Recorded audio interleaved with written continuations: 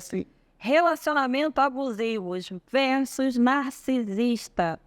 Gente, hoje é mais um episódio do PC Vidas e hoje a gente está com o especialista Dr. Wander Rodrigues, psiquiatra, e atende aqui na nossa área. Se apresenta, Dr. Wander. Muito prazer, muito obrigado pelo convite. Meu nome é Wander Rodrigues, sou médico psiquiatra, especialista em psiquiatria pela Associação Brasileira de Psiquiatria. Atendo aqui no Recreio dos Bandeirantes, no meu consultório.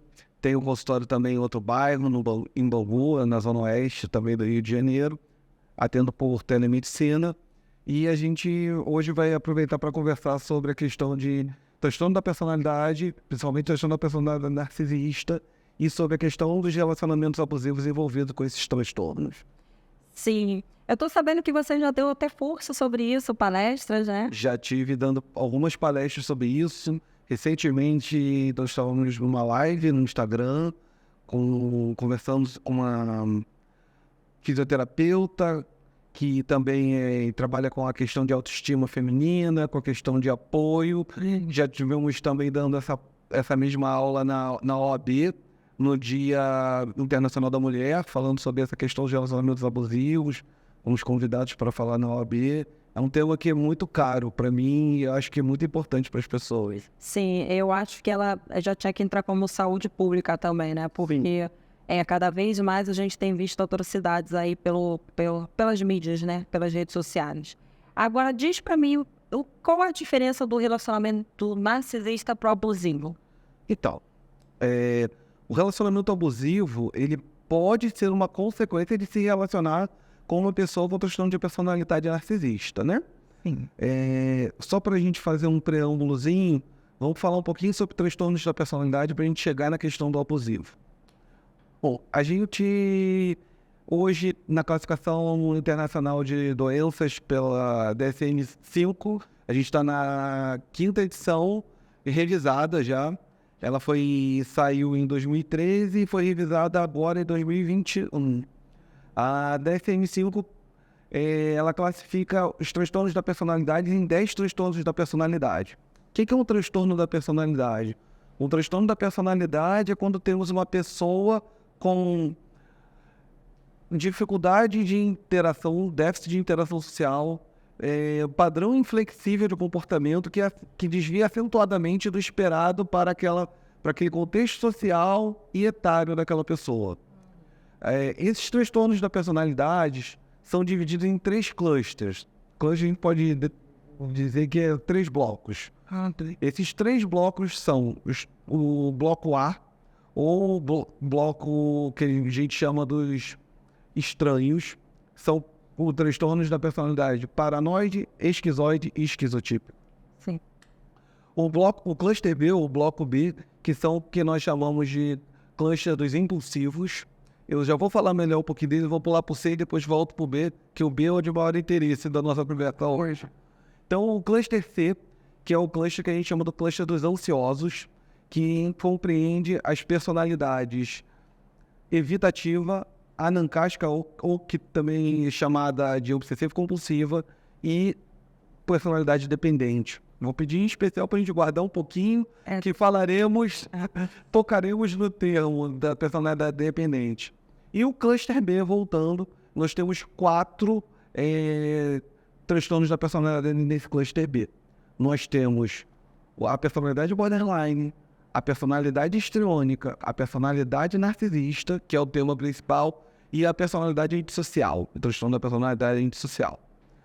Falando em especial desse cluster B, dentro do mesmo cluster, os transtornos da personalidade compartilham sempre algumas características, por isso que eles são separados nesses blocos. No cluster B, a característica principal que é compartilhada é o egocentrismo e a impulsividade. Eles são muito impulsivos, independente de qual, e eles são extremamente egocêntricos, extremamente olham para si e para dentro de si o tempo todo. Em especial, aí a gente vai citar o narcisista e o antissocial, que tem muito esse comportamento egocêntrico, mas é uma característica compartilhada por todos os transtornos da personalidade desse mesmo. No caso do transtorno da personalidade narcisista, a gente está diante as pessoas que têm esse tipo de transtorno da personalidade, a gente está diante de uma personalidade que é extremamente egocêntrica. A pessoa tem uma total falta de empatia com o próximo, ela tem dificuldade de entender relações empáticas, ela tem dificuldade de compreender o outro e ela tem dificuldade e não tem interesse. Não tem empatia nenhuma. Não tem empatia, não tem empatia. Diferente do psicopata, porque quando a gente fala em empatia, as pessoas têm muita, então ele é psicopata. Não, gente.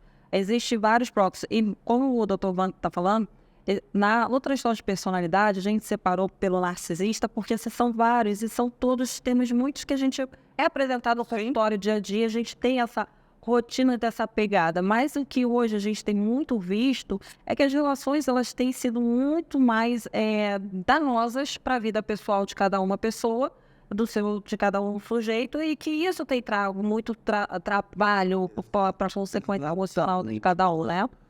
E aí, voltando, falando sobre o narcisista, essa pessoa com transtorno da personalidade narcisista, ao se envolver em relacionamentos, esses relacionamentos têm grande chance de serem relacionamentos abusivos. Sim. Porque você imagina você se relacionar com uma pessoa que não tem empatia. A pessoa que pensa primeiro nela, depois nela, e por último nela também. Uma pessoa que tem dificuldade de modular as emoções. Ela não tem... os afetos dela são afetos superficiais. Ela não consegue demonstrar apego, não consegue demonstrar interesse genuíno. Uma pessoa que tem dificuldade, que tem ideias sobrevaloradas quanto ao seu valor pessoal. Ela se acha mais, ela tem ideias que não são comprovadas, mas ela se acha que ela merece mais, ela se acha mais importante. Você imagina como deve ser estar se relacionando com essa pessoa? Sim. A gente teve casos até na mídia agora há pouco tempo, gente falando muito sobre isso. Sim. Sobre aquela, não sei se você acompanhou, a Maíra Card, eu não sei o nome dela, junto com aquele que foi lá do BBB, falando muito sobre esse transtorno. Mas você vê que quem se relaciona geralmente adoece junto, né? Sim. Acaba tendo um adoecimento junto, mesmo não tendo transtorno. Sim, porque essa pessoa que se relaciona com alguém com esse transtorno narcisista, ela provavelmente vai desenvolver um transtorno. Não um transtorno de personalidade, porque os transtornos de personalidade estão presentes em toda a vida, desde o final da infância, início da adolescência, até o fim da vida. Mas ela pode desenvolver depressão, transtornos de ansiedade, transtornos de estresse pós-traumático. Ela pode desenvolver uma série de transtornos decorrentes desse relacionamento. Um relacionamento que pode ter violência física, violência psíquica, violência patrimonial. Sim. E essa pessoa com certeza vai desenvolver traumas, e esses traumas vão ter uma consequência para essa pessoa. Sim. E assim, o que eu vejo também no consultório é muitas das vezes no início da relação, a competição. É querendo competir com o lado mais sombrio daquela pessoa, ao invés de tentar entender o mecanismo de movimento do narcisista. Não, a pessoa entra no modo de querer competir. Se ele me causa mal, eu vou causar a ele para ele sentir. Só que não tem empatia. Essa é a questão que a gente tem que entender. É difícil você causar um mal, Um sofrimento. causar algum sofrimento da pessoa que é narcisista. Sim. Só se você conseguisse tirar algum bem material dela, ou fizesse com que ela perdesse emprego, mas porque essa pessoa, nada que você faz vai causar sofrimento ao narcisista. Ele se acha superior, ele tem certeza que ele é superior. Ele tem uma grandiosidade muito grande. Exatamente. Ainda que essa crença não seja baseada em algo real, ele tem certeza de que ele é mais, de que ele pode mais, de que ele merece mais. Outras pessoas geralmente são invejosas. Então, se ela está próxima de alguém, vamos supor, o marido casado e a esposa, e ele é narcisista, mas ela é uma pessoa brilhante e ela tem um grande desenvolvimento profissional. Sim.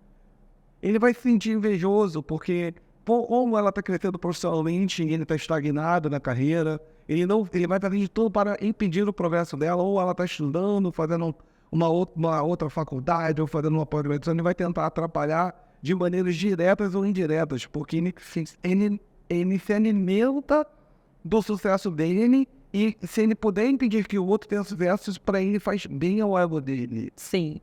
Eu já vi casos, assim, de o homem, mesmo não tendo uma condição, tá meio estagnado na vida profissional e falar para uma diretora de uma empresa multinacional: eu te banco. E eu quero que você saia do trabalho, ou trabalho eu. E nesse ponto escolhe o trabalho, o marido, e depois ele começa a jogar na cara e a escassez começa a vir, né? Porque aí vem o autocontrole de fazer o outro sofrer, né? E muitas das vezes entra dentro de um trauma que cada um vai ter. A vítima, geralmente, ela tem uma questão de querer ser protegida e olha isso como uma proteção. E é tão tóxico, tão adoecido que você olha assim, mas como que uma pessoa consegue olhar isso como uma proteção? Gente, tem gente que foi criada com brigas dentro de casa. E muitas das vezes a briga para dar amor. Cada um refere o amor como pode, né? Sim, e a gente tem que pensar que nenhum narcisista se aproxima de alguém mostrando a face narcisista. Essa pessoa, nos primeiros É encantador. meses, meu ano de relacionamento, ela é encantadora, ela é perfeita, ela é educada, gentil. Você fala, mas como que essa pessoa... ela tá mentindo, ela tá disfarçando, ela tá tergiversando, ela não tá mostrando a real face dela. Porque, na verdade, ela não quer... Não. E a gente tem que pensar que esse narcisismo ele é patológico. Então, muitas vezes, a pessoa não percebe que ela é aquilo. Sim. Ela não tem noção. Porque vai na sutil, vai na sutileza.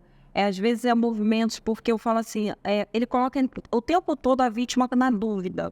Por exemplo, na rua é o melhor amigo, é o melhor filho, é o melhor tudo. E em casa é a pior pessoa. E quando você vai falar dessa pessoa que se mostra em casa, as pessoas não acreditam. Ninguém vai acreditar. Você não é uma pessoa maravilhosa. Exato. Você vai. Que ele ajuda Deus o mundo e você está negando uma ida no salão, ou você, porque você saiu do trabalho, ele está te deixando na escassez. Não entra na cabeça da pessoa. Então a pessoa começa a se colocar em dúvida sobre isso também, sobre essa relação. Entra na roda do relacionamento abusivo, né? Porque aí começa quer controlar a sua vida, controlar seus horários, controlar seu dinheiro, controlar suas amizades. E o relacionamento abusivo, ele tem um roteiro pronto, né? Ele tem um roteiro pronto. Tem as fases, né? As fases que... E impressionantemente, sempre acontece do mesmo jeito e as pessoas ainda assim se permitem envolver nessas situações. Sim, porque o narcisista, muito de vocês, quando começar a conhecer um homem ou uma mulher que começa a fazer mudanças para o seu padrão, para você se encaixar, ou que é muito perfeito, já desconfia, porque assim, nós temos vícios, a gente tem vários tipos de comportamentos que já vêm dentro da gente, que a gente não muda da noite pro dia para agradar o outro. Se eu mudo, desconfia desse comportamento, porque é bem sutil, começa bem devagarzinho. Não, o meu sonho é viajar, então no mês que vem nós vamos viajar para tal lugar. Endivida você, te enrola todo financeiramente, quando você vê, você já está enrolado ali. O relacionamento eu falo isso porque é fato. Sempre fica um pouco de um no outro. Sim. E é lógico que num relacionamento, as pessoas entram no relacionamento e elas não vão ficar daquele jeito estático. Podem ter. A relação é dinâmica. Mas esse relacionamento em que o outro está sempre criticando a maneira de vestir, a maneira de se comportar, o local de trabalho, as amizades, essa pessoa, esse seu amigo quer ter alguma coisa com você, essa sua amiga não segue porque ela tem um comportamento obsceno, não sei, esse seu primo é uma pessoa assim, assado. É claro que tem alguma coisa errada nesse relacionamento, porque como é que ninguém presta, só eu que sei como te tratar, só eu que sou bom o suficiente pra você, só eu que te amo como você deve ser amada. Sim. E assim, eu fico falando isso no masculino, mas é claro que existem homens e mulheres com o transtorno da personalidade narcisista. Existe uma porcentagem maior de homens com o transtorno da personalidade narcisista. Todos 50% a 75% dos casos há mais para homens do que para mulheres. Mas existem mulheres com esse comportamento, existem mulheres com esse padrão e que também vão tornar a vida do homem um inferno. Então eu acho que só o homem torna a vida da mulher um inferno. Óbvio que o homem tem algumas características que podem tornar isso pior. Por mais força física, por questões de a gente viver numa sociedade naturalmente machista. Então, assim, é lógico que é mais comum a gente ver homens em relacionamentos abusivos sendo os abusadores do que as mulheres. Mas então não é impossível. Mas quando você vê uma mulher, eu falo, ela vale por 100. Porque a mulher, ela consegue ser sagaz quando ela quer alguma coisa. Eu acho que ela é muito mais determinada. O homem, ele consegue pela sutileza. A mulher não, ela já é direta, ela é focal. Eu falo, vai ver a horta mesmo. A mulher, ela tem uma característica, até por ser mais fraca fisicamente, Sim. que ela tem que ser emocionalmente mais manipuladora, né? Sim. Porque o homem pode ser coercivo basicamente com a questão da violência. Ele não precisa bater, mas ele pode falar alto, ele pode impor. Só a imposição física do homem já é muito. Já é muito. É. A mulher, ela precisa ter mais habilidade. Então, E aí, se ela tem bastante. Exatamente. Até porque, naturalmente, mulheres têm mais habilidade verbal do que homens. Isso é natural. Então, Se levar as mulheres pra guerra, a gente vence a guerra, não sei. pelo menos não é. Sim. Porque, naturalmente, mulheres têm muito mais capacidade verbal que homens. Isso é característica da espécie. Exato.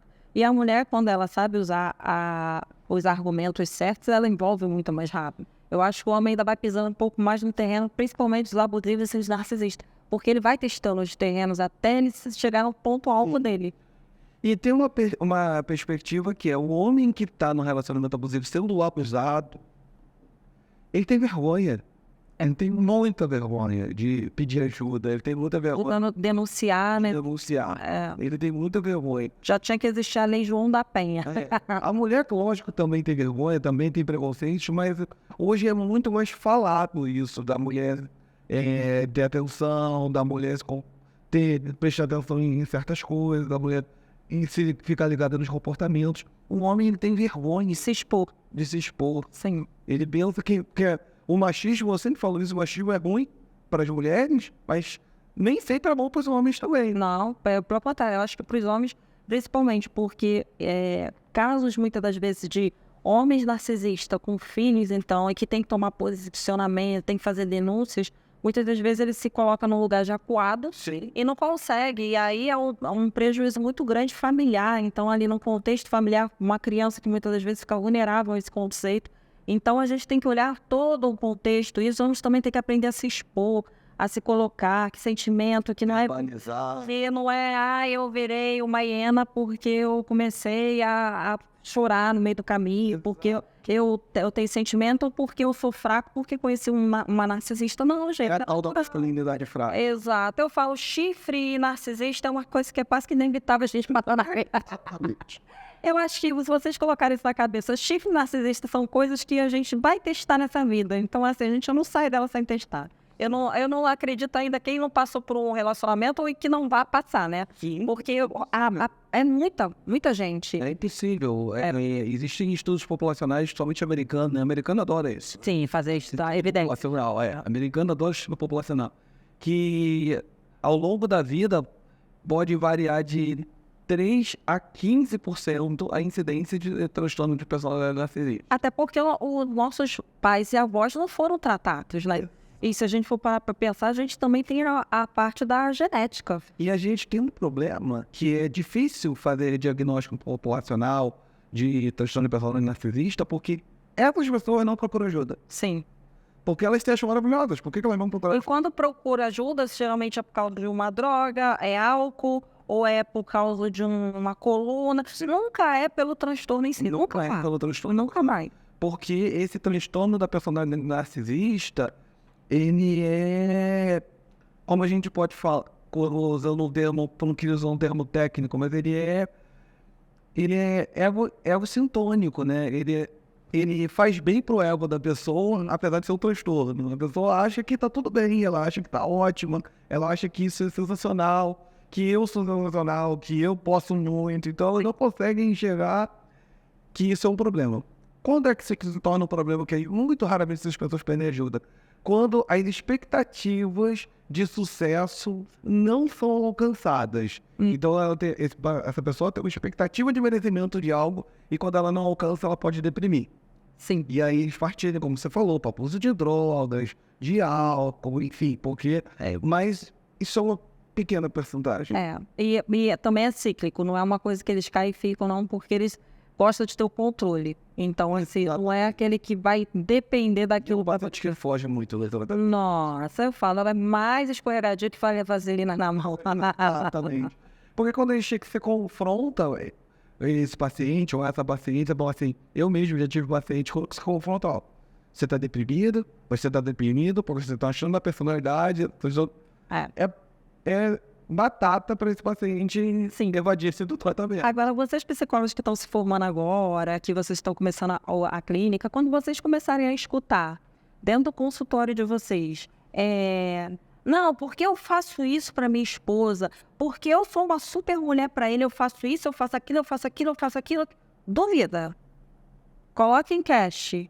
Chama o outro lado para escutar. Sempre tem duas versões. Porque a pessoa que auto se valoriza, que auto se engrandece, muitas das vezes está escondendo uma máscara muito pior por trás. Eu sou muito bom, né? Eu sou bom demais. Ninguém é tão bom quanto eu faço, mano. Tem alguma coisa errada. Porque ninguém tá bom. Ninguém. Todo mundo tem defeitos, gente. Todo mundo tem manias, todo mundo tem defeitos. Todo mundo tem qualidades e também acertos e erros. Então, assim, a gente vai fazer isso na vida. E assim, tem coisas que a gente muda, outras a gente não muda. E o ser humano só muda por si mesmo, ele não muda pro outro. Quando começar a mudar pro outro, começa também a duvidar, porque essa mudança não é verdadeira. A verdadeira é quando algo me incomoda, eu mudo para me ajudar. Não porque eles estavam pedindo para eu mudar. Você tocou num ponto fundamental, que é a história de que ninguém muda o outro. E eu sempre falo isso, principalmente quando eu me deparo com pessoas que estão num relacionamento abusivo. Você fala, não, ele era assim no noivado, mas eu decidi casar, porque ia mudar ele, porque ele ia... Não vai. Ainda existe essa crença. Ainda existe essa crença. Ninguém muda o outro. A pessoa pode se mudar se ela quiser. Se ela achar que deve mudar. Mas o agente externo mudar, não muda. Eu escutei de um grande mestre, inclusive é o meu grande mestre, que é o Moisés Grossman, falando uma vez assim pra mim. Homem casa na esperança que a mulher nunca vai mudar, e ela muda. A mulher, ela casa na esperança que o homem vai mudar, e ele nunca muda. E é a maior verdade que tem. Então, se ele já começa te mostrando que ele tem várias mudanças para fazer, começa a questionar, porque assim... Se aqui vai valer a pena. Temos um homem aqui, doutor Wander, ele sabe que mudança de comportamento nem para homem nem para mulher é fácil. É muito difícil. A gente dá mão à palmatória quando você chega no consultório com disposição de querer mudar. Porque isso é o que faz o nosso movimento, a nossa energia pulsar por vocês. Existe muito comprometimento de comportamento. A pessoa precisa estar muito comprometida. Sim. Porque se a pessoa não estiver, é mais fácil ficar... Na zona de conforto, Eu falo, até uma doença se torna confortável, gente. Entra na zona de conforto. Aí você fala, mas não é confortável. Não é confortável, mas é conhecido. E tudo que é conhecido se torna confortável. O desconhecido, saber que for passar por um lugar escuro, você não passa. Então a gente prefere ficar. Por que a gente se adapta muito mais ao narcisista? Prefere se duvidar de si mesmo do que duvidar do outro, colocando a culpa. Pela questão da dependência emocional também, que é outro critério que entra. Exatamente. Lembra que eu falei para guardar? Então, existe uma situação que a gente estava falando da personalidade narcisista, mas existe a situação dependente da personalidade. E é a tempestade perfeita. Sim. É o encaixe perfeito. É o casamento perfeito, gente. A tempestade perfeita para um relacionamento abusivo. Porque você tem alguém que quer estar por cima do lado de alguém que quer estar por baixo. E assim, mas essa pessoa que quer estar por baixo, ela sofre por estar por baixo, porque na verdade ela é dependente emocional, ela tem dificuldade de tomar decisões, ela precisa de validação o tempo todo, mas ela queria que ela tivesse alguém para apoiá-la, ou apoiá-lo no caso. E o que acontece com o narcisista? Ele não valida. Ele só aponta, só pisa. E aí, o problema é que essa pessoa, ela se vê numa prisão perpétua. Sim, não consegue sair, porque a não ser que ela realmente procure ajuda, procure terapia, procure ajuda médica. Porque se ela não fizer isso, ela não vai sair. Fica rodando assim. Ela não tem força. Ela não tem força. Ela não consegue tomar decisão sozinha. Aí ela tá casada com alguém que toma as decisões erradas por ela. Sim. Ela só vai ser cada vez mais abusada. Sim. E aí ela vai ter perdas profissionais, perdas pessoais, perdas familiares. E o outro não tá sofrendo nada, porque Tá gozando da vida. tá gozando, ele não está sofrendo. Porque, na verdade, o narcisista não está sofrendo. Ele é daquele jeito e ele gosta de ser daquele jeito. Sim. E o prazer dele é quando ele consegue desestabilizar você.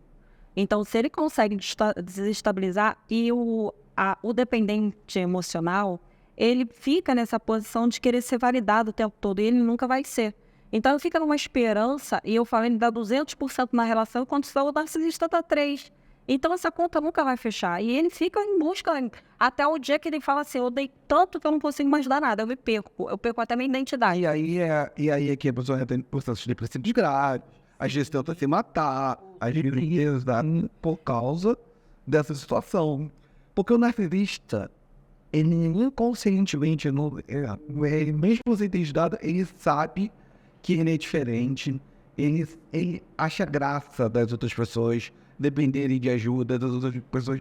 E ele tem um processo que é muito cruel, que é um processo que, assim, ele explora. Quando a pessoa está a ponto de não aguentar mais, ele dá 2 gotinhas De amor. de amor. E aí reforça a pessoa de que essa pessoa condiciona a pessoa de que isso é um reforço positivo, né? Sim. Que a pessoa vai melhorar. E aí a pessoa, ele vai melhorar. E aí ele explora e fica dando essas migalhinhas. Sim. Vou dar um exemplo para vocês entenderem. Esses pacientes, gente, foi tudo para livro, tá? Quando eu falo, é só para vocês entenderem. A paciente queria muito comprar uma casa, já casada há muitos anos, mais de 20 anos com seu parceiro, queria comprar uma casa. E aí, quando ela falou assim, eu não aguento mais, eu vou sair desse relacionamento porque eu quero comprar minha casa, e você não quer, eu quero dar uma casa para nossos filhos, e você não quer. Conclusão da história, quando ele viu que estava para perder ela, ele leva ela para ver casa, aumenta o imposto de renda, que é para comprar casa. Quando ela desarma, que ela acha que ele vai comprar essa casa, ele vai comprar um carro zero, top de linha no valor de uma casa.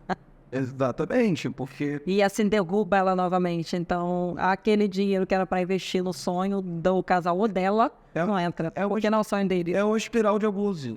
E aí começa tudo de novo. Ela começa a sentir desvalidade. Quando ela tiver no momento de não aguentar mais, ele vai dar mais... E aí, o que ele faz? Culpa ela pelo fato, uma briga, criou uma situação no meio desse caminho, desse percurso, e fala, eu fiz isso porque eu estava com raiva de você. Ou seja, eu posso vender a qualquer momento, se bem para comprar, mas está no meu controle, depende de você. E aí te coloca de novo para ser abusada emocionalmente, você fica naquele... Essa crueldade é terrível. Muito. Eu fiz isso porque você... Porque você fez isso. Aquele dia você desligou o telefone, aquele dia você não me atendeu. Eu entrei na agência e comprei o carro. Naquele dia eu tenho certeza que você estava me traindo. A mulher em casa, dopada, tomando remédio. Exatamente. Aquele dia era o dia que a gente ia comprar a casa. Aí você não me atendeu e eu comprei o carro, né? E a violência silenciosa, usando o mesmo termo, agora até eu vou fazer uma analogia só para vocês entenderem. Tá no meio de um grupo social, aí vira pros amigos na frente da vítima e vira e fala assim, a gente ia comprar aquela casa ali de 4 milhões, só que ela não quis. Aí a vítima olha, como? Eu tô querendo uma casa de 500, você tá falando que eu não quis comprar porque eu não quis. Começa aquela briga. E aí ele fica como sutil e ela explosiva, né? O descontrole, a descompensar. E tem... isso daí passa por aquele famoso gaslight, né? Você tá vendo? Eu não falo que ela é maluca, ela se descompensa por muito... E eu sou a pessoa que eu dou tudo pra ela, e tudo do bom e do melhor, olha o carro que a gente tá, olha... Parece, gente, a gente contando assim que é tão sutil, mas é tão grave, tão danoso pra saúde emocional da gente, que deixa marcas que eu acho que nunca mais se apaga. E a gente, se não cuidar, a gente vai levando de um relacionamento ao outro, né, Beto? A gente vai carregando. Vai carregando. E é até curioso, né? Porque quando você dá a sorte de sair desse relacionamento e depois de muito tempo e encontra um relacionamento mais saudável, você fica assim... Será que eu mereço? Como que é isso? Porque você tá acostumado, você tá igual a história do gato escaldado tem medo de água fria. Então, assim, apanhou, e eu não tô só falando de apanhar fisicamente, não, que isso é terrível, mas apanhou psicologicamente, passou por abuso patrimonial, o outro controlava sua conta, abuso emocional, familiar, muitas das vezes. né? Afasta dos pais, afasta dos irmãos, afasta dos amigos. Filhos, quando tem filhos de casamento. E esse é o plano perfeito, né? O relacionamento abusivo. Porque no momento que você não tiver mais ninguém, a única pessoa que tem é que você tem, é o abusador. E aí ele passa a ser Deus na sua vida, porque ele vai te colocar sempre na dúvida de que se ele tá certo ou não. Quando você começar a duvidar, ele te dá um pouquinho. E aí depois ele tira 3 vezes mais. Aí ele vai te dar mais um pouquinho. E assim vai aquele ciclo vicioso e não sai. Agora, qual a diferença do ciclo, do dependente emocional com o narcisista pro borderline? Com o narcisista? Porque também é outro casamento perfeito, né? Não, borderline com narcisista é um casamento explosivo, né? Não é muito fácil dar certo, apesar de que o borderline tem muito medo de abandono. Só do abandono. Só do abandono. Mas ele é bem explosivinho. Mas ele é muito explosivo. O borderline, ao contrário do narcisista, é muito mais comum em mulheres do que em homens. A relação é 2 para 1 ou 3 para 1 em relação a mulheres e homens. Só que não é fácil, né, conviver com uma pessoa com personagem borderline. A pessoa é muito explosiva, é extremamente ciumenta. E essas características ela acaba compartilhando com o narcisista. Então, assim, aí o narcisista quer controlar, mas o borderline não abre mão de controlar também. É totalmente instável. Então acaba que é uma relação que não vai pra frente, porque vira uma relação muito explosiva. Sim. Por outro lado, é bem comum homens, eu falei o tempo todo de mulheres com homens com personalidade, é bem comum homens casados com mulheres com personalidade borderline. Sim. E também são relacionamentos bem abusivos. Porque elas são extremamente controladoras, um ciúme incontrolável, controlar rede social, controlar com quem tá falando. Às vezes os homens pisam na bola, é óbvio, mas assim, não é todo caso. Ele passou pano, tá, gente? Só queria dizer. Não é todo caso, né? A paciente com borderline, ela é completamente instável emocionalmente. Sim. Então, você não consegue esperar uma reação. A reação é sempre inesperada. Uma coisa mais séria, ela pode nem se tocar, e uma coisa muito boba pode ser motivo de uma explosão. As pessoas que estão de personalidade borderline às vezes são muito agressivas. Sim. Fisicamente, verbalmente com certeza, e muitas vezes fisicamente, jogar coisas, bater, quebrar objetos, que é uma violência terrível. Sim. Quebrei a caneca que eu ganhei, que era minha avó me deu. Às vezes não tem um valor importante material, mas tem um valor sentimental muito grande. E isso é bem comum no relacionamento com alguém que está estudando personalidade borderline.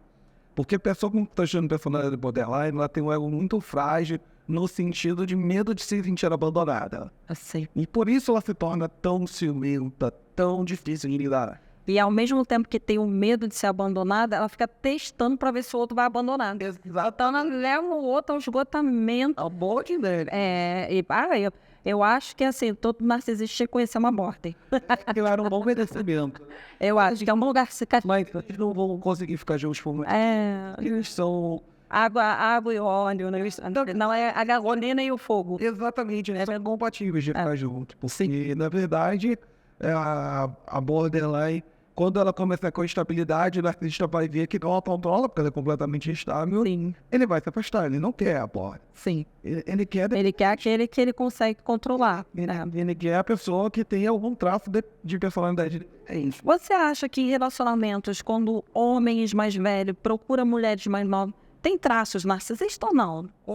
Ou isso tem como... Existe uma questão social. Porque a gente aqui no Brasil não tem essa contabilidade que os americanos fazem na população, né? Eu acho que a gente teria que ter essa contabilidade. Carece muito de estudo epidemiológico, de sociedades, as pesquisas. Mas sim, existe uma questão de se sentir jovem, de querer se sentir com a mulher mais jovem e tal. Sim. Isso é fato. Na sociedade machista, isso também tem uma questão, né? Porque o homem... Ele acha que... A idade dele tá contando com isso. Exatamente. Então tem essa questão machista, mas sim, um traço narcisista me parece bastante plausível. Plausível, né? Porque assim, o que eu falo? Muitas das vezes a discrepância de 30, 20 anos num casamento faz com que a pessoa se sinta vulnerável, porque você já tem uma experiência de vida, o outro tá começando a vida, né? Então você começa a querer mostrar para aquela pessoa o quanto você tem de sabedoria, o quanto você pode ajudar. E no final não tá ajudando, às vezes tá até atrapalhando a vida dessa pessoa. É lógico que existem casamentos felizes de pessoas com Sim. diferenças grandes. Olha, eu tenho aqui, gente, ó, 10 anos de diferença, sou muito feliz no meu casamento. Sim, mas 10 anos não é uma diferença tão grande. É, Vocês estão dentro da mesma geração. sim, Vocês estão próximos. não estamos não. Cada um, ele viu o videocassete, eu vi CD. Tô brincando. Mas Tá brincando. não é algo Dá um discrepante. tão discrepante. Agora, esses relacionamentos 15, 20, 25 anos de diferença, Sim.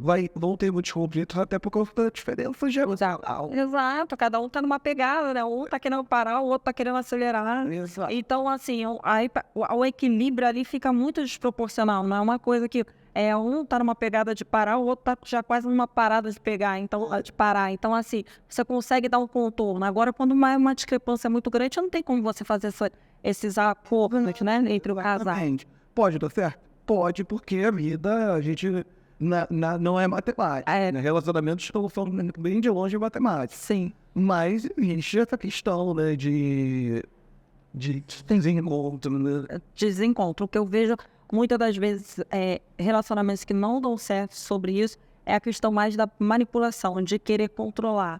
E pega pessoas mais novas para proteger. Exato. Tem uma experiência de vida. E você conta, coloca como se você fosse um deus na vida dessa pessoa. Eu sou grandioso, olha quanto que eu já E fiz. geralmente esse homem ele vai estar bem sucedido, ou razoavelmente bem sucedido Sim. financeiramente. E ele vai querer mostrar esse poder para essa pessoa.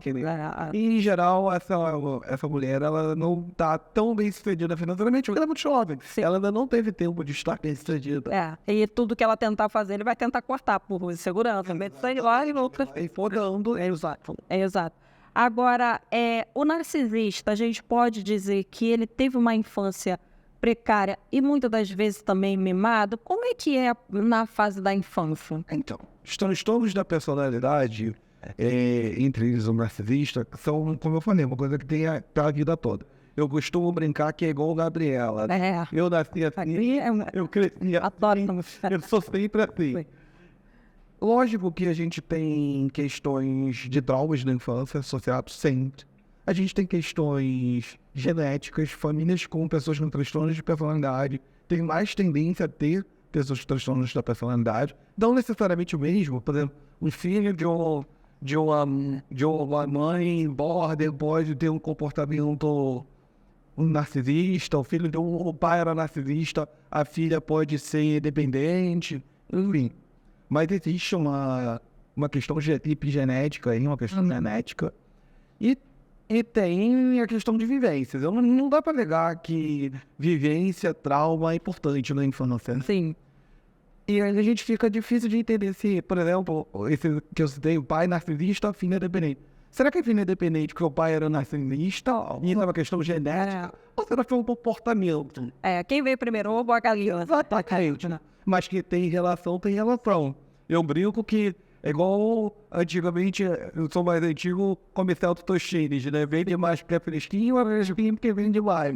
Exatamente. A gente sabe que existe uma relação, a gente não sabe exatamente qual é a causa e qual é o efeito. Sim. Mas estão intimamente relacionados. E hoje o que a gente tem visto, por exemplo, eu que já estou 15 anos aí no mercado, você deve estar um pouco mais, né? Porque no mercado, quanto tempo? Então, um pouco menos, porque na verdade eu tenho 2 faculdades. Então, de médico, de exercício da medicina, eu me formei em 2011. Então, eu tenho 12 anos para 13 de exercício da medicina. Sim.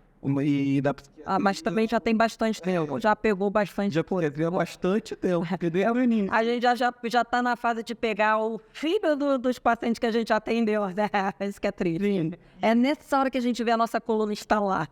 Exatamente. E a gente vê como que essa criação causou problema. Isso que eu queria chegar. O que eu tenho percebido muito em escolas, consultório, os pais, por ter sofrido muita escassez dos seus pais lá atrás, querendo dar tudo para esse filho. E aí coloca ele numa supervalorização. Sim. Que também leva ao extremo, tanto da escassez quanto da valorização. Você valoriza muito, a pessoa faz tudo errado, você está ali potencializando. Não, mas está perfeito, meu filho não é assim, porque eu não posso traumatizar essa criança. Essa criança cria uma grandiosidade que ele é bom, Ele tem que vender aquela imagem que ele é perfeito, tudo que ele faz isso daqui não tá bom, mas para ele é perfeito, porque foi falado para ele que ele é perfeito. Então, nós temos um problema hoje, social. Famílias de filho único. Sim. Antigamente, lá nos seus avós, bisavós, Já, você acabou de me dar um tapa na cara, tudo bem. porque eu também, eu só tenho uma filha, mas é um problema. Família de filho único. É caro, é caro. E a gente acaba tendo um filho só. Mas antigamente, quando a sua avó tinha 7 filhos, podia 3 darem certo, um ser mais ou menos, 4 darem errado. Tá tudo bem, eu tinha 7 filhos. Hoje eu só tenho filho. E eu também tenho uma filha, e tem que dar certo. Sim, e tem que dar certo. E tem que dar certo. Exato. E aí você joga muita expectativa associada a um mundo que cada vez menos as pessoas toleram se frustrar. Sim. Por isso que a gente está vendo até muito mais a parte de suicídio adolescente na infância, né? Que é coisa que a gente não via, a gente está contrário. Que tudo começou a dar errado quando o metiolate parou de arder. Exato. A gente brinca que tudo começou a dar errado quando o metiolate parou de arder. Mas a verdade é que hoje tem muito pouca frustração. Eu sempre falo isso, a vida é muito precisa, muito perfeita. Carro não enguiça. Sim. O telefone não para de funcionar. A gente não precisa... Antigamente tinha negócio... É que as pessoas não lembravam. Antigamente o telefone tinha um negócio de dar linha. E a gente não dava a linha para ligar. E a gente brinca... não tem mais isso. Agora o telefone você pega e liga. Você se viu, ficou azul e não respondeu, acabou. Já até tá cardíaco. Não tem computador. A gente troca de computador porque a gente quer mais rápido. Mas o computador parou de funcionar. A vida é muito precisa. E o ser humano continua sendo o mesmo bicho pré-histórico que não é preciso. Exato. O ser humano continua sendo a mesma coisa que era há 20 mil anos atrás. Vai moldando uma coisinha ou outra, que a gente acha que vai mudando muito, não mudou nada. A genética é a mesma. Então, a gente tem uma sociedade hoje que lida muito mal com frustrações, os jovens principalmente. E aí tem muitos comportamentos reforçadores que a sociedade faz e acha que não tem problema e tem muito problema. Quer ver uma coisa? Criança na escola, Olimpíada de qualquer coisa, natação, futebol, acabou o torneio, todo mundo ganha medalha. Por que todo mundo ganha medalha? Tá certo todo mundo ganha medalha? Não. E quem se esforçou? E quem se esforçou? Qual é o mérito em que eles se esforçarem? Não houve mérito, não houve recompensa. Você não treinou que se esforçar ganha o mérito. Sim. Para não traumatizar um ou outro, acaba se traumatizando a geração inteira. Exatamente, porque enquanto a criança, adolescente, está sob cuidado dos pais, você vai protegendo. A vida não é assim. Só que é melhor assim. O que eu percebo das escolas é que ela, na verdade, ela quer tentar fazer uma educação cooperativa e ela não consegue, porque ainda não é um cooperar, porque isso não se torna cooperar. Mas será que a humanidade está preparada para ser cooperativa? Não, nunca teve, é competitivo o tempo todo. A gente já nasce com uma competição. Quer ver uma coisa que a gente já nasce com uma marca? Sim. Disney. Não tem uma criança que não venha com o personagem da Disney. Você nasce, você vai fazer o quarto da criança com um personagem. A gente já nasce dentro dessa competição o tempo todo. Comportamentos filogenéticos, né? Que estão na nossa essência desde sempre. Exato. Quando a gente morava nas cavernas, a gente brigava por comida, para ter mais comida que o outro. Hoje a gente briga por outras coisas, mas a gente sempre... Nós somos... Quem tem o carro melhor, quem tem a roupa... Quem tem a melhor... Quem passou a melhor férias... Quem colocou mais redes sociais, mais as viagens. Tem mais seguidores, exatamente, quem tem mais curtida. Claro. A curtida hoje virou eu te amo. Exatamente. E aí esses jovens, eles estão completamente perdidos para lidar com a vida adulta. Porque hoje a gente já tem, vamos dizer, a primeira geração que chegou na vida adulta treinada dessa maneira. E não tá dando certo. E não tá dando certo. Porque é assustador falar, mas quem nasceu nos anos 2000 tem 23 anos. Sim. É assustador falar isso. É assustador falar isso, não é nem verdade. E não saber lidar gente, se os pais soubessem, eu recebo criança de 8 anos com iPhone top de linha.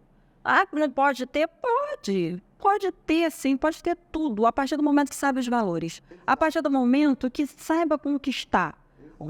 Qual foi o esforço que fez para ganhar? Essa é a questão. Se tudo na vida Você foi pergunta para o seu filho o seguinte: qual é o valor da escola? Se eu souber te responder, eu vou te falar, você vai ter uma boa educação pro seu filho. Porque ninguém sabe, porque o filho já tem o melhor computador, o melhor tablet, o melhor videogame, o melhor... Ele tem o melhor tudo, o melhor tênis de marca, a melhor roupa de marca.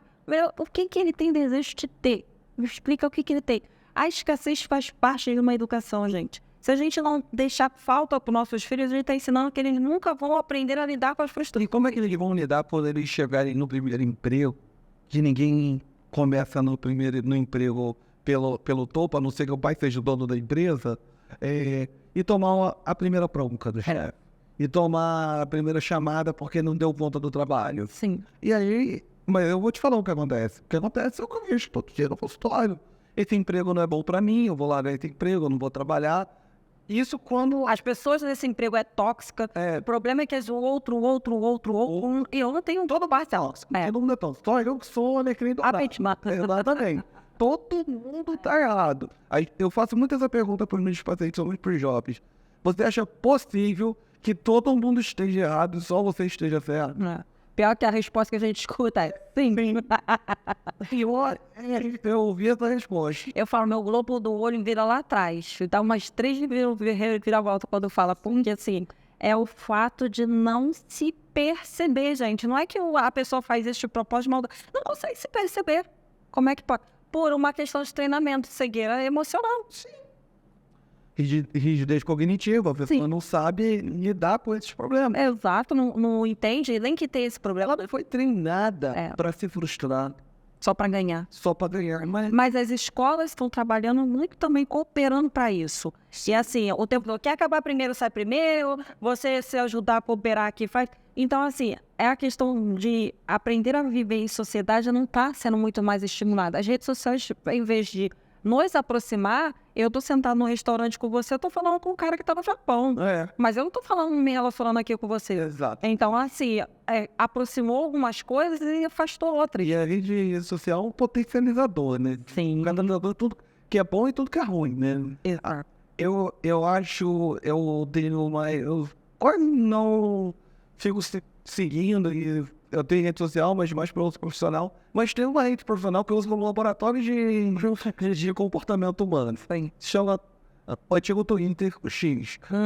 Eu gosto de... Não posto nada, não escrevo nada, mas eu fico vendo as pessoas, como elas se comportam naquela rede social. Como elas não toleram frustração, não toleram contraditório, não toleram lidar com o indiferente. Todo mundo quer passar uma ideia de que é sensacional, de que é ótimo e não tem preconceito, mas na verdade é cheio de preconceito, cheio de não lidar com coisas, cheio de... Não, eu tava concordando com você até agora, mas agora você falou isso, não concorda e você não presta. Sim. Só que ninguém concorda com ninguém 100%. É impossível. É não saber bater um papo maduro sem querer entubar sua verdade no outro, né? Exato. Não existe mais isso. As redes sociais, eu falo que virou uma máquina igual o carro.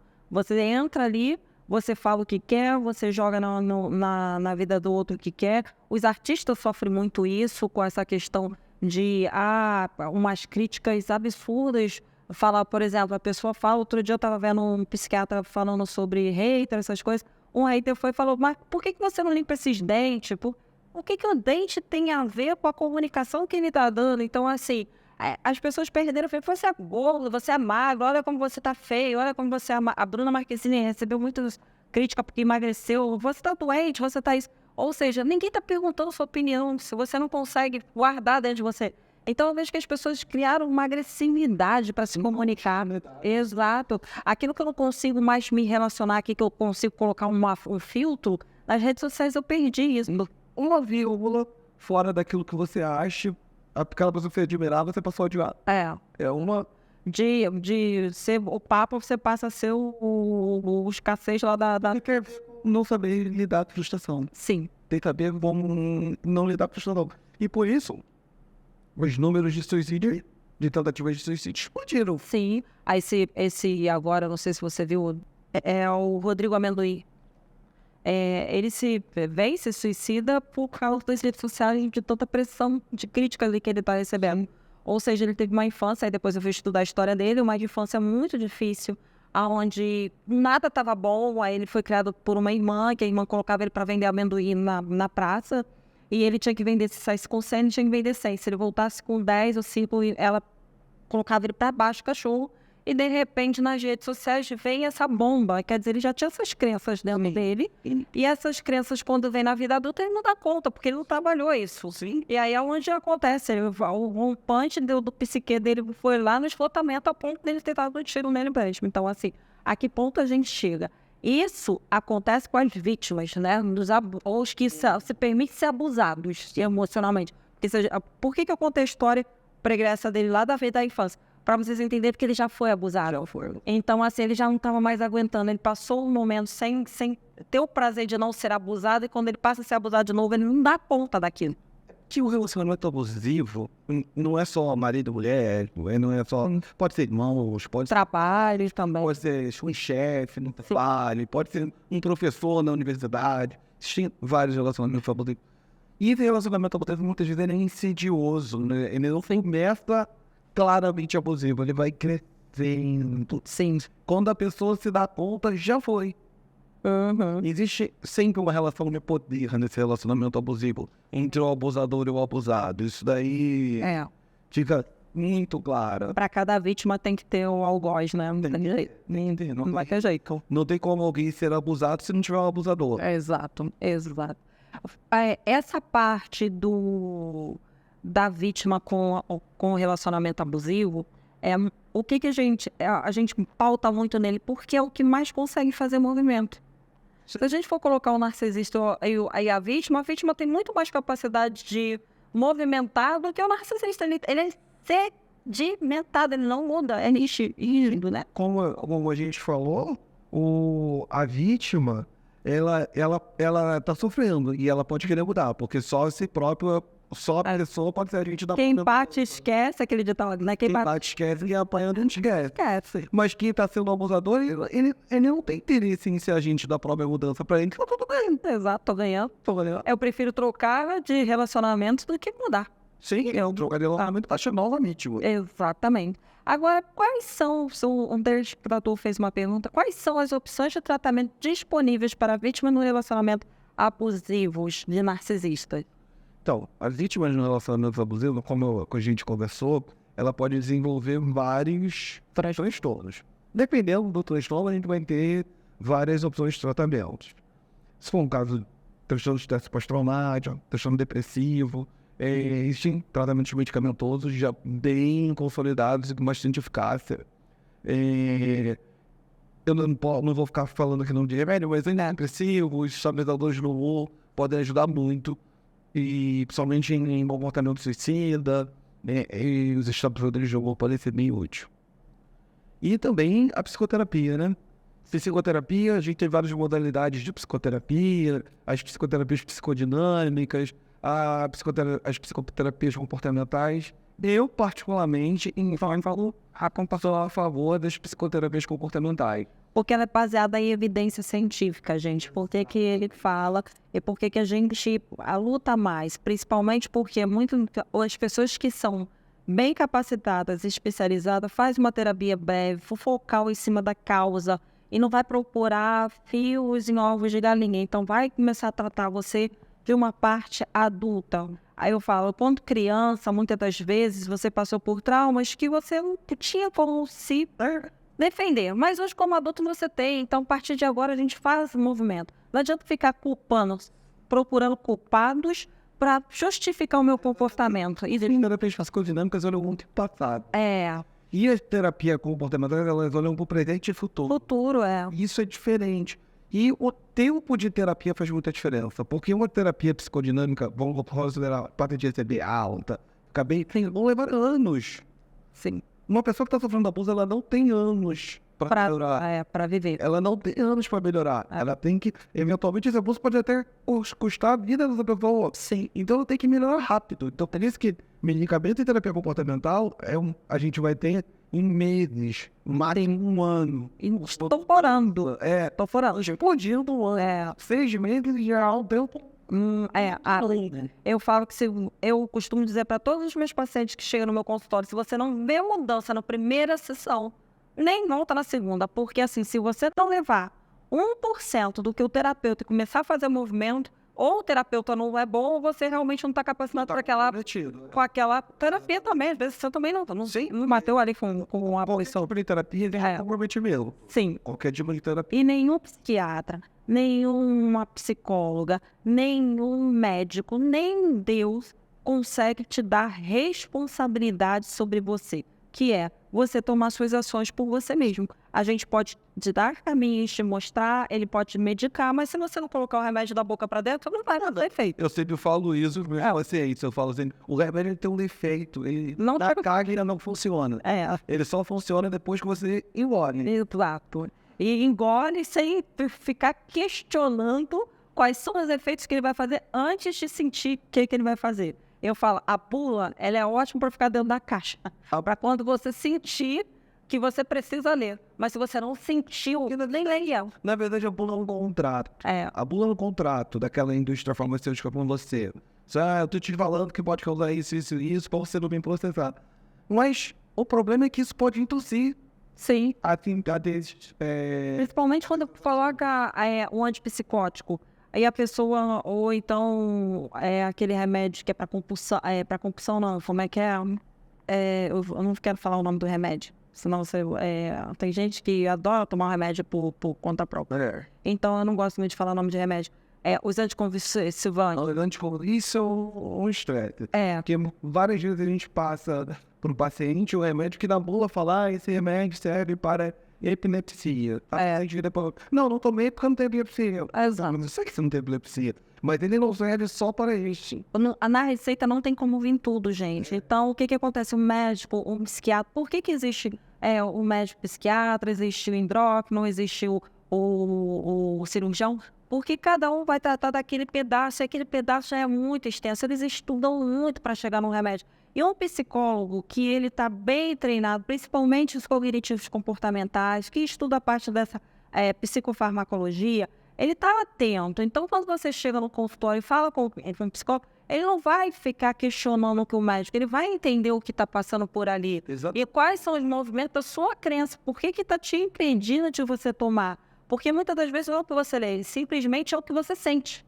Pelos seus medos, anseios e inseguranças. Porque foi esse o tempo em que a psicoterapia falava para não tomar remédio. Exato. Foi esse tempo, felizmente esse tempo hoje não é mais. Eu falo assim, outra coisa também que ninguém passa. Hoje, se a gente for ver a parte de antidepressivo, foi o que... Antigamente, eu trabalhei em laboratório, antes de me formar, o remédio que era mais vendido era Dorflex. Era o top de linha. Depois veio os antidepressivos. Depois saiu o Viagra, ele tomou a linha, entendeu? À frente. As pessoas preferem ficar um pouco mais potente do que saúde mental. Mas ele está ali, briga para durante os antidepressivos. E a gente tem estudos recentes que comprovaram, porque havia uma discussão muito acadêmica, principalmente da galera da psicoterapia psicodinâmica, de que remédio não fazia efeito. Sim. Mas hoje a gente não tem mais essa discussão. Porque a gente tem estudo amplo populacional que mostra o efeito do remédio versus o uso de placebos. O tamanho do efeito é muito grande. Sim. Então isso não cabe mais discussão. E outra coisa, a medicina, ela avançou tanto que às vezes vocês estão preocupados lá com aquelas tarjas pretas e tem tarjas vermelhas antidepressivos muito melhores a ser colocado em prática, e vocês estão tomando um remédio que vai te causar dependência, acreditando lá naqueles remédios lá do passado, que eu não quero falar os ali, porque vocês já estão extremamente intoxicados, porque chegam no meu consultório assim, e muitas das vezes, em vez de tomar um remédio que vai causar menos danos, Esses remédios de tarja preta, vamos dizer assim, os famosos calmantes, sim, eles não são uma boa prática. Exato. Eles são interessantes como alívio de sintomas, por um período curto, como eu falo para os pacientes. Emergencial. Se você estiver tomando um medicamento desse há mais do que 12 semanas, está muito errado. Porque 12 semanas é o teto máximo que você pode usar continuamente um remédio desse. Geralmente a gente passa por muito menos tempo, para 4 semanas, 2 semanas, mas o uso contínuo desses remédios não é uma boa prática médica. Hoje isso está bem claro. Exato. Existe alguma maneira de ajudar o narcisista a mudar o seu comportamento? É muito comum a gente ver as pessoas que se são vítimas de abuso, querer salvar o outro. Então, é muito difícil, né? talvez você se salvando seja uma maneira do outro perceber que as coisas não estão indo bem na vida dele. Sim. Talvez essa seja a melhor maneira de ajudar o outro, você se afastando. Porque se o narcisista não enxergar que ele tem um problema, e mesmo você pode ser que ele não enxergue, Sim. mas se ele não enxergar que ele tem um problema grave, ele não vai procurar tratamento. É aquilo que eu falei lá no início. Esses sintomas, eles são egocintônicos, eles têm a ver o paciente, o paciente não, no maneira do tempo que ele raramente é paciente, o transtorno de personalidade. O indivíduo com transtorno de personalidade narcisista, ele raramente compreende ter um problema. Na verdade, quando ele vê um problema em si, é por causa de frustrações de algo que ele acha que ele merecia e não conseguiu. Mas ele não quer mudar o comportamento narcisista, ele só quer conseguir o que ele não conseguiu. Ele não tem interesse de mudar. Então, as pessoas têm que, de uma certa maneira, as vítimas de abuso, elas têm que parar de se preocupar em modificar o outro, em modificar si mesmo e sair desse círculo de abuso, desse sofrimento inteiro. Ela tem que se afastar disso. Eu brinco que, se você soubesse que a pessoa era narcisista e se a gente tivesse plaquinha no peito e a pessoa viesse andando em você na sua direção, você atravessa a rua, vai pro outro lado da calçada, sai da frente dessa pessoa. Essa pessoa não é alguém com quem você deseja conviver, em nenhum aspecto, profissional, familiar, afetivo, vizinho, você não quer conviver com essa pessoa. E se ninguém desse trela, se ninguém desse reforçar esses comportamentos, Mudaria. ele mudaria. Mas lembra que as pessoas dão trela, as pessoas permitem, eles se acham máximo, as pessoas dizem, não, você é o máximo, eles deportam isso. Eu costumo brincar com isso lá no consultório, dizendo assim, gente, todo profissional tem um teto para iniciar e o máximo. O narcisista, ele é igual o teto. Ele sempre vai estar procurando, porque sempre vai ter pessoas que estão abaixo do teto. Que está oferecendo o mercado, eu sou marceneiro. Esse daqui custa 5 mil, eu cobro para você R$100. Então, ele vai encontrar esses R$100 para fazer de vítima. Sim. Então, assim, porque sempre tem pessoas que estão abaixo do seu valor. Esse que é a palavra. Outra coisa que eu quero dizer para vocês, que essa pergunta é muito assim, o que eu vejo num consultório como terapeuta de casal, muitas das vezes a mulher começa a fazer, o homem também quando é narcisista, porque eu já peguei os dois, tá, nesse caso, e vai para o consultório, quando ela começa a mudar, ele vem para tratamento, mas ele não vem para te ajudar ou para mudar, ele vem para te tirar. Ele vem para te tirar para você não fazer, porque ele fica ali perdendo só uma falha ou alguma coisa que a pessoa não gostou de escutar e fica distorcendo aquilo. Ele não quer que você melhore, ele não quer que você saia dessa vida. Pra ele tá ótimo. Então, assim, o narcisista é terapia de casal. Vamos botar que o homem é o narcisista e a mulher é a que tá sofrendo abuso. Ele vai da terapia de casal. Mas ele, na verdade, não está comprometido com a terapia. Ele está comprometido em aquela terapia não dá certo. Sim. E assim, isso em casal eu falo, tirar leite de pedra, porque assim, mesmo sem ser narcisista, gente, como vocês testam o conhecimento profissional, ao invés de juntar força para melhorar, vocês ficam ali testando, para dizer, é igual tomar remédio, né? Ficar lendo bula e querendo dizer que não vai dar certo. E isso, voltando só para o que eu estava falando, muitas vezes os narcisistas têm esse comportamento, mas não é um comportamento no nível consciente, tá? Ele faz isso, ele não sabe por que está fazendo, mas ele está fazendo. Tá? Não é só porque ele é uma peste, ele até é uma peste, né? Não é só porque ele é uma peste. Ele faz isso sem perceber que está fazendo. Se ele tivesse consciência do tamanho do estrago que ele fazia, ele mudava. Porque eu falo, para a gente mudar qualquer coisa dentro da gente, primeiro a gente precisa identificar. A gente não vai procurar uma ajuda porque está depressivo sem sentir que está. O narcisista ele não percebe. Esse é o problema. Não. É por isso que é patológico. É por isso que existe um transtorno de personalidade. Porque ele não se enxerga. E dentro dos transtornos de personalidade, o transtorno de personalidade narcisista tem alto índice de suicídio. Sim. Porque Os impulsos que você falou. quando ele se frustra, ele se frustra demais. E às vezes ele não aceita a ideia de quem precisa de ajuda. Como eu preciso de ajuda. Depois de Deus sou eu. Eu sou acima de Deus. Exatamente. Né? Que Deus sou eu. Que poder eu tô desse? Então eu não posso existir. Agora, outra pergunta de uma outra seguidora, e eu acredito que muito pode ser uma abusadora, porque como posso lidar as esperanças, né? Como posso lidar com a manipulação e o emocional de um narcisista? Fugiu. Correndo. Já aprendeu a fazer a Olimpíada? 5 quilômetros? Começa com 5 quilômetros. Pô, vai para 10, 15. Morando em outro bairro, em outra cidade, em outro estado. As estratégias do narcisista é tão perversa, gente. É tão perversa. Porque eles conseguem ficar mudo, fazer a lei do silêncio, eles conseguem manipular o que você gosta, ele não gosta. Vai viajar com o narcisista, gente, a melhor viagem para você nunca mais querer viajar na vida. Se você quer traumatizar uma viagem, leva o narcisista. Porque ele vai pegar e vai fazer dos pequenos detalhes um grande pandemônio na sua vida. Então, assim, ele consegue tirar você de família, ele consegue te afastar de amigos, ele consegue te afastar do seu próprio eu, da sua identidade. E você fica ali o tempo todo querendo ser validado por eles. Só ficam com narcisistas pessoas dependentes emocional, que acreditam em migalhas. Sim. Em migalhas. E deixar muito claro, você não vai mudar o narcisista por argumentação. Sim.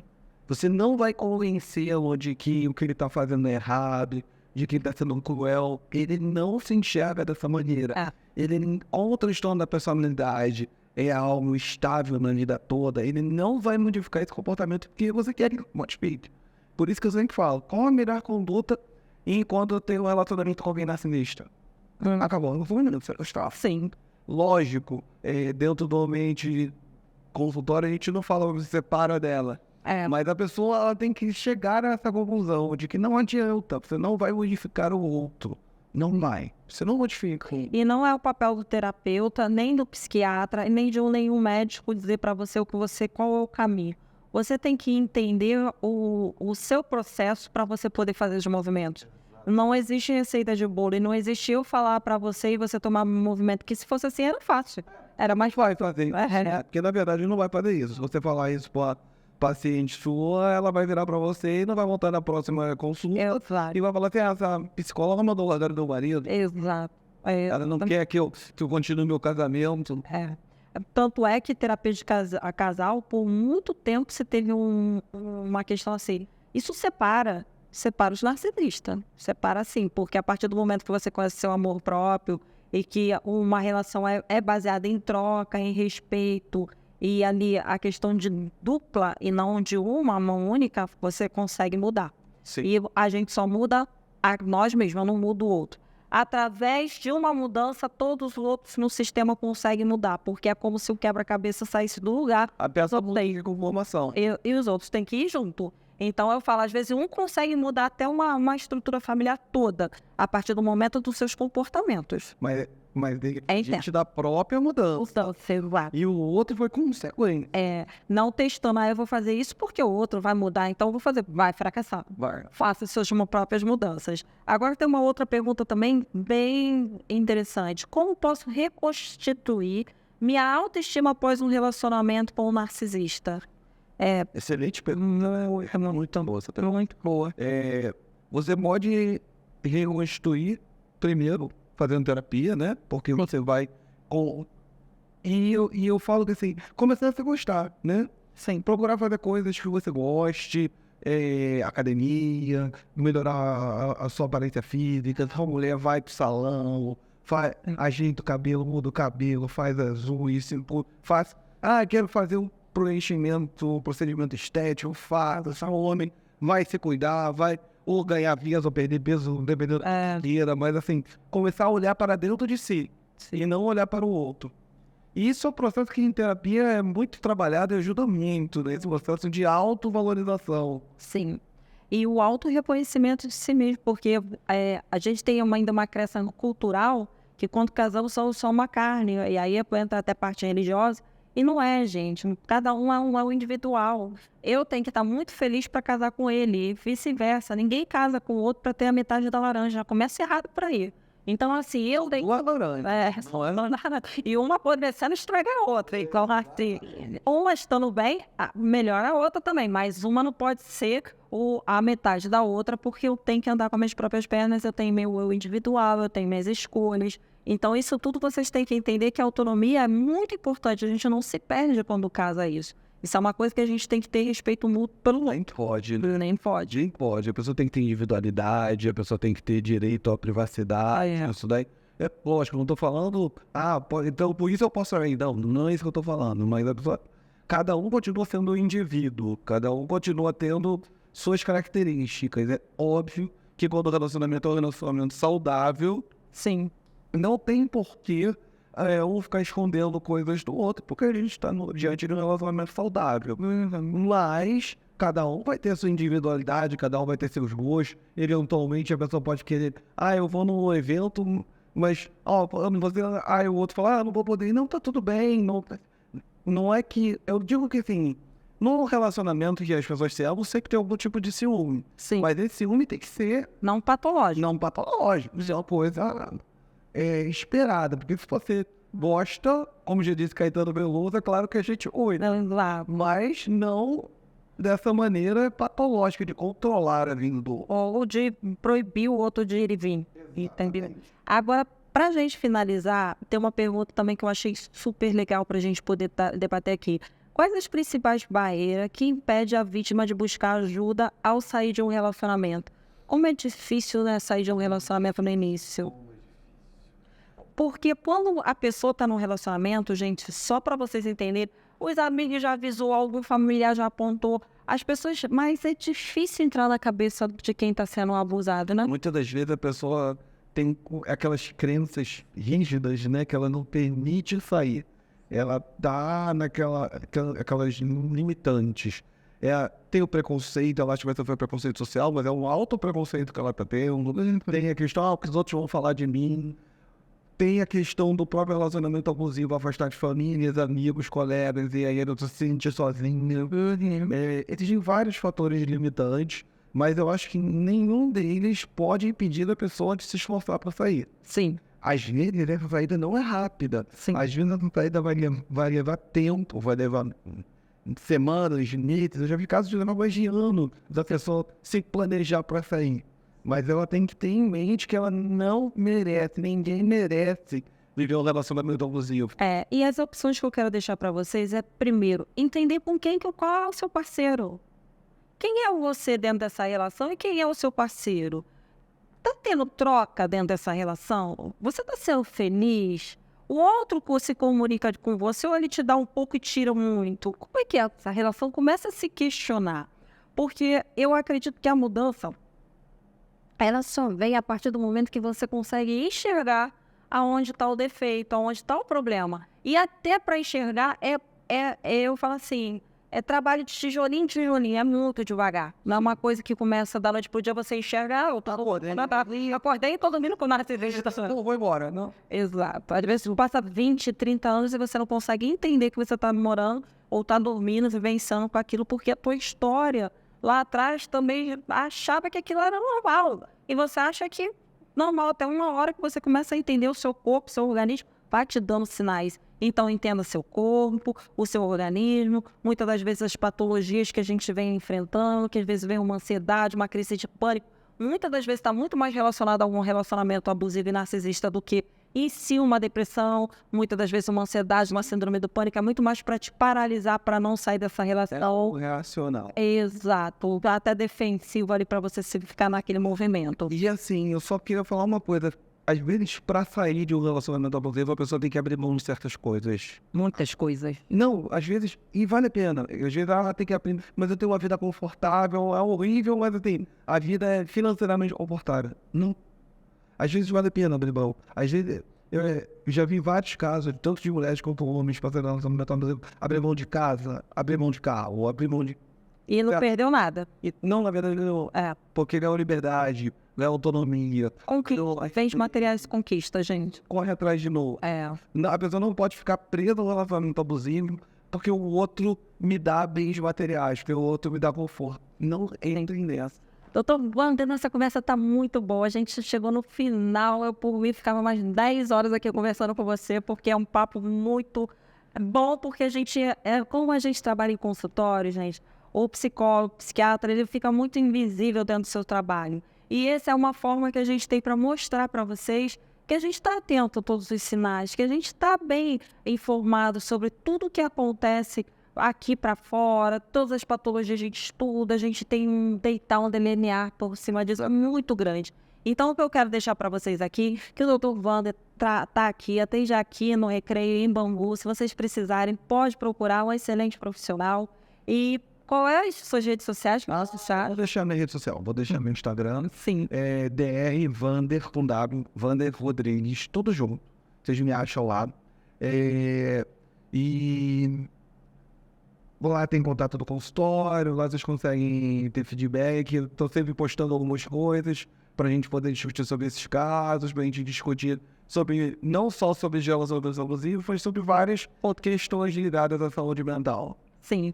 E qual o recado que você deixa para essa galerinha que está passando por esse sofrimento? Que ainda dá tempo de sair disso. Então vamos embora, gente. Segue o nosso conselho, vai atrás, começa passinho de cada vez. Da mesma forma que você não entrou da noite pro dia, não é da noite pro dia que você vai sair. Acredite em você e o melhor investimento é você. Até a próxima. Tchau, tchau. Tchau.